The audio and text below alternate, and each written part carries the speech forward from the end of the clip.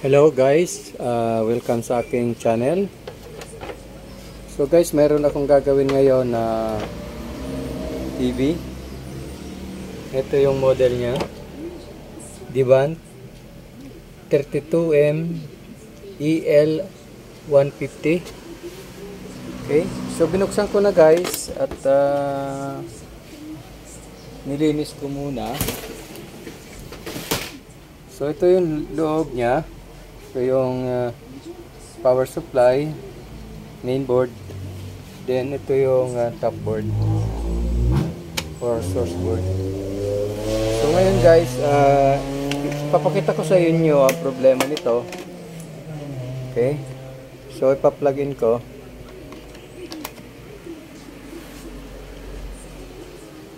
Power on. Check natin kung meron na siyang backlight. Ayun, meron na siyang backlight.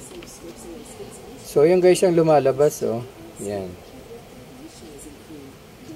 Yun. Vertical bars. Okay.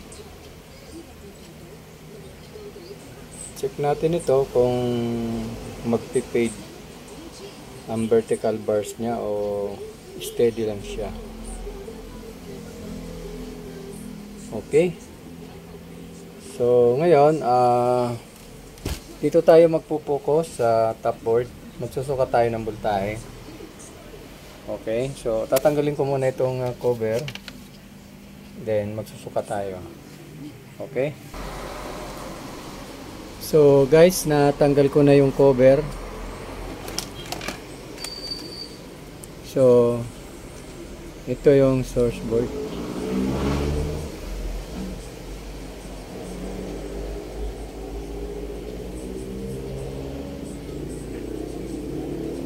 Okay.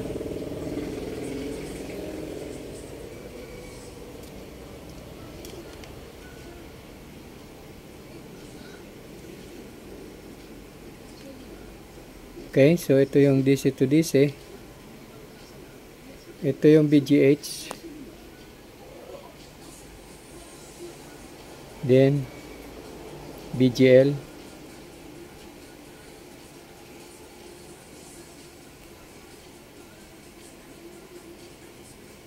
Check na rin natin itong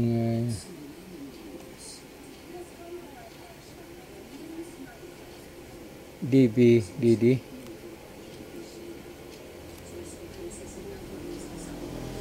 Okay. Okay, so ipa-plug in natin.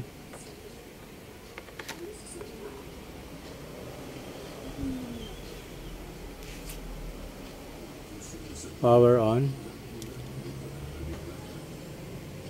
So ngayon may backlight na. Check natin ngayon yung supply.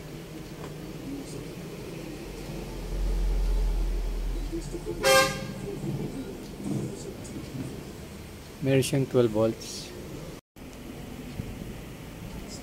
Okay guys, so na-check ko nga yung VGL, VGH ay presence naman.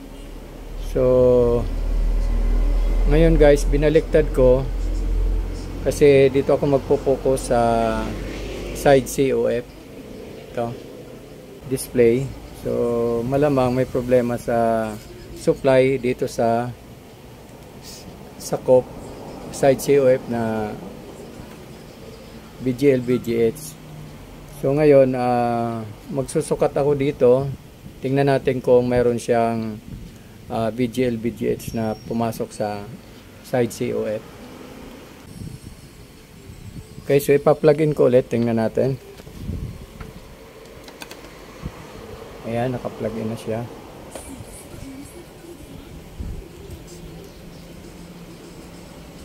So ito guys ang makikita natin dito. Meron siyang vertical bar. Yan, oh. So ngayon susukatin natin dito yung VGL, VGH.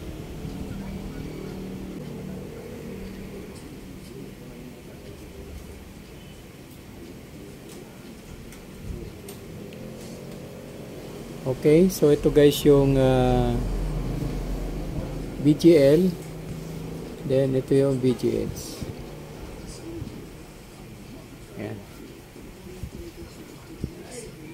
VGL, then VGH.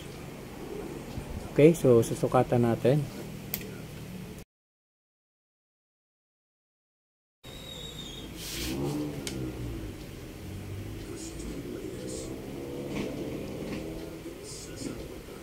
Yan guys, meron siyang 24.71 yung VGH.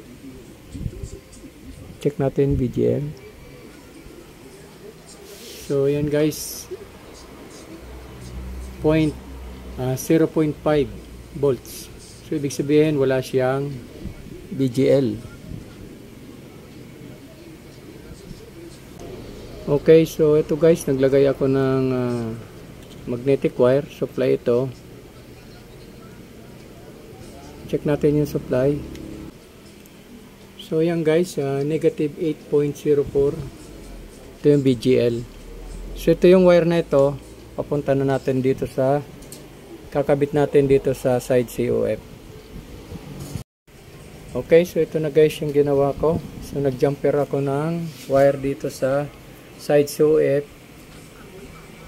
Dalawang wire. Dalawang VGL. Nilagyan ko ng jumper papunta sa VGL source ng DC to DC. So babalik ta rin ko na lang guys at pipix ko na ng diretso. Okay? Okay guys, so ito na, gawa ko na yung unit. So malinis na siya, oh. Okay na yung display. So yun, ang ginawa lang natin dito, nag-bypass lang tayo ng VGL sa side cope kasi missing yung supply sa VGL. Okay, so ito na guys, at obserbahan ko pa to bago ko ibigay sa may-ari. Okay, so maraming salamat guys sa inyong panonood, at kung hindi ka pa nakapag-subscribe sa aking channel, please subscribe and hit the notification bell para updated ka sa mga i-upload ko pang video. Okay guys, hanggang sa susunod, thank you and God bless. Bye bye.